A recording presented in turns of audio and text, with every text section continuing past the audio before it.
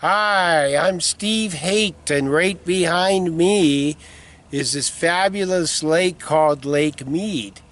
And I've got next to me a real big developer out here in Mojave County, Arizona, has been investing out here for just about 40 years. That's why he drives this beautiful Lexus, and there's so many people that are waiting for us to do these promotional videos because we got a lot of land buyers that have a big interest in what is going on around here.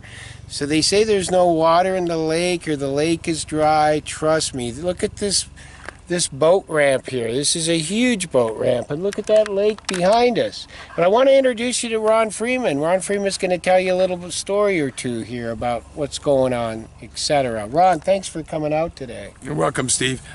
Lake Mead, this is only a small portion of it, has 550 miles of shoreline. This lake is incredible, and it's expected even to have an abundance of water this year from the snow melt. But this is the ongoing cycle of Lake Mead.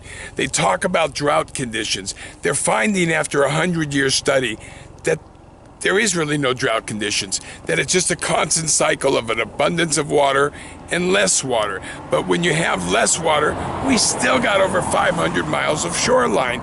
It's a massive lake. You cannot explore it in a day, probably not even a week. I don't know how long it would take you. But the water's there, there's boating going on, a lot of jet skiing going on, but you wouldn't know it because there's so much lake that it spreads it out that you may not see anybody in a day. So Lake Mead is alive, it's active, it's a big attraction down here. And